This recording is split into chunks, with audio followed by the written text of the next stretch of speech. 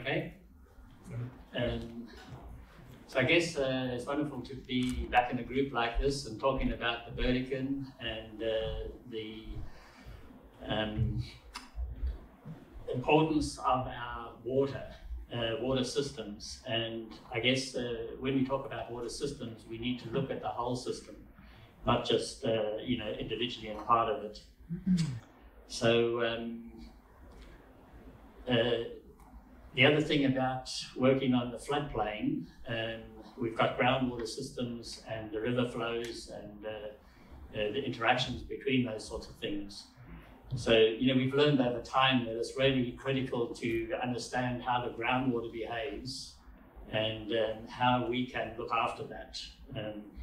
So I'll get into, setting and meeting sustainability targets, I think is a really good way to go to look after our floodplains and our river systems.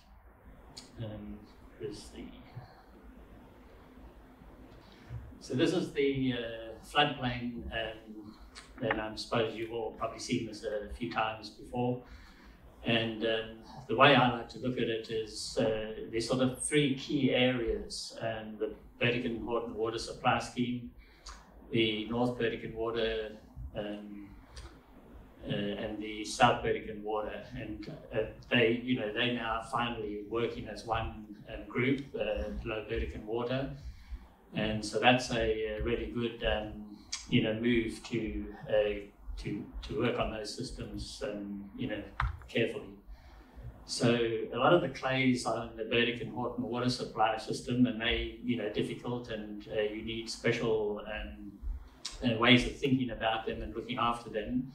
And in the Lower Burdekin water area is really looking after the groundwater system. So you don't want the water levels to fall too much, otherwise you get saltwater intrusion, and it's very, very difficult here to try and push saltwater out. So if you go to California, there are places there where the mountains are quite close to the ocean, but they use that so they can draw water out of the floodplains and drop the level of the floodplain.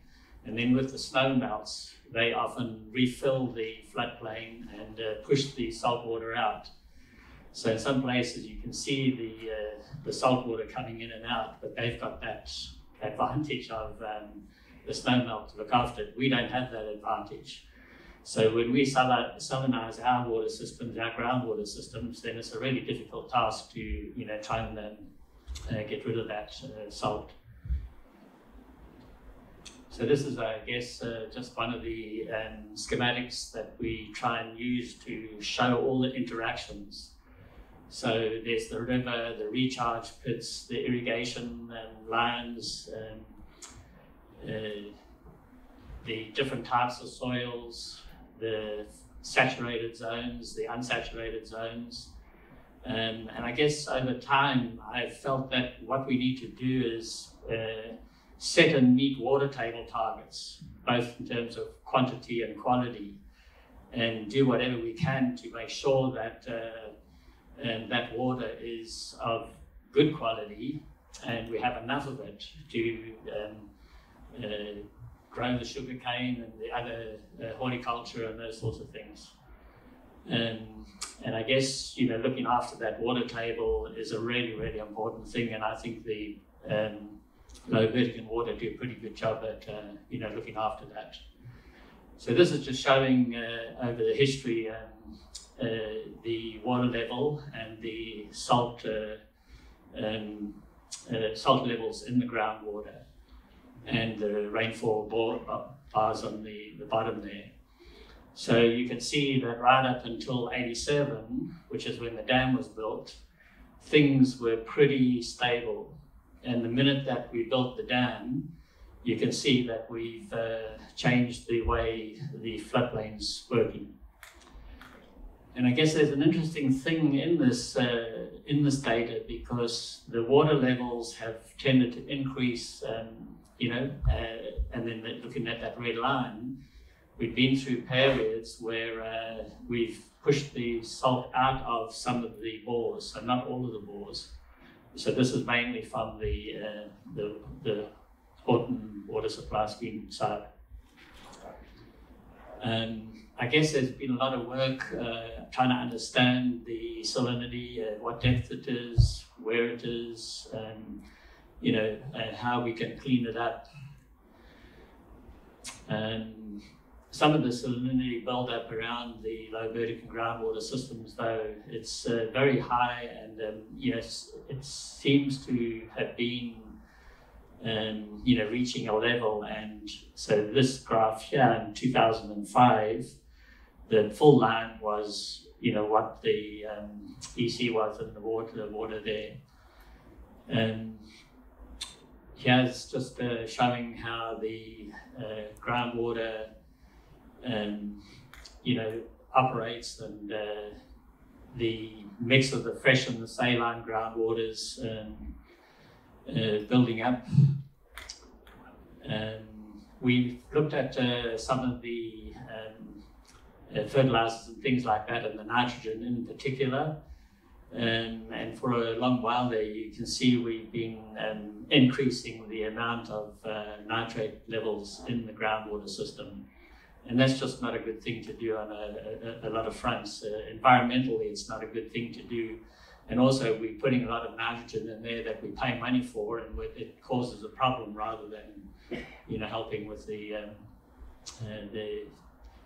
good side of the things. So we've looked at a lot of the where the fresh water is, where the pollutants and the nitrogen in that are collecting. There's some 80,000 hectares of irrigated land there, and if you put 220 kilograms of nitrogen per hectare per year on 80% of that land, it's an awful lot of nitrogen we're putting in there. It's 14,000 tons. And I guess we try and look at, well, how much of the nitrogen would be pulled out by the crops. And I guess some of the estimates we've done is like, maybe as much as 40 to 60%. But the problem is we're still building up the nitrogen and some of the chemicals in the soil. The discharge from the floodplain is probably 80 to 550,000 megaliters per year. The Burdekin River itself is in the 7 million megaliters. And so, yeah, we've got to keep thinking about how we got to put the chemicals and with our current agriculture, we're putting those chemicals and that in there, but how do we try and change that and still retain the productivity of the system? So I guess there are different things that we can be doing. The whole floodplain is really run as a furrow irrigation system, and I think over the years we've learned an awful lot, and probably don't need to use as much use the furrow systems. So what we've been looking at over quite a few years now is drip irrigation, and if we can get a lot more of that into the Lower Burdekin, the better it'll be. And I guess the other thing with the furrow irrigation, what I've been working on there is we've looked at and we started with it with a modelling process. We wanted to try and see what things can we do that are different. So if you look at the bottom right-hand side, and I thought that if we put a polymer or some geomembrane or something like that on the base of the furrow, most furrow systems, depending on the soils, you just get a big chunk of water that goes vertically down below the furrow. And so if you put an impermeable membrane on the base of the furrow, as you can see with the black here on these things, you never get that much water that goes directly below the furrow. So by putting that impermeable membrane, the water tends to get pulled by capillarity into the bed, which is where we want it. We want it in the bed. We don't want it below the roots. And so the modelling again and the data that we've had shows that just putting that impermeable membrane can save you an awful lot of water and improve the yields that you get in the system. And you can have 2 rows of crops or 1 row or whatever. So there's a lot that you can still play there. We've done work in Africa and Asia and that, where if we just did every second furrow, you still get a lot of water in the system, and you save an awful lot of water by irrigating every second row rather than every row. And you save an awful lot of water, and there's not much change in the yield that you get out of the system. And maybe that's something that we can try here, that just to show that we can get more productivity with less water, and just a different way of approaching it. So I think water is the critical thing for all of us. And we really need, to be putting much more effort into our water systems. I think we need to fight for a national water initiative or national water commission. And when we had a national water commission, things went really, really well for us. And it dealt with water in all of its aspects. And I think Australia is negligent in not having an authority like that. I think the other best system, water authority that I've worked with, is the Water Research Commission in South Africa. And they did an amazing job when they first went into that. They're not coping very well at the moment, but when they first went into the Water Research Commission and treated the water the way that we should be treating it, and with Mandela and that, we had good leadership in the process, and with his passing and that Water Research Commission is really struggling to control the water and look after the water and the agriculture and that sort of thing, and it's just a tough time for South Africa, and you put it that way. And I think I think we need a statutory body like that supports us and all the water systems around Australia.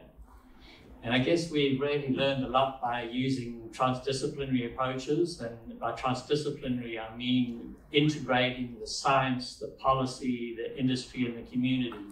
We all need to contribute to looking after our water.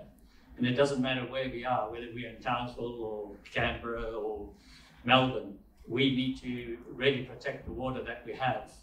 It is the most important thing. And I guess I've been arguing for a while to set and meet sustainability targets.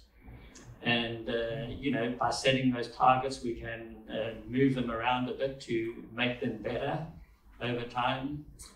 And I guess unless we stabilize population with the Earth and what we can do, we're going to run into really, really big trouble.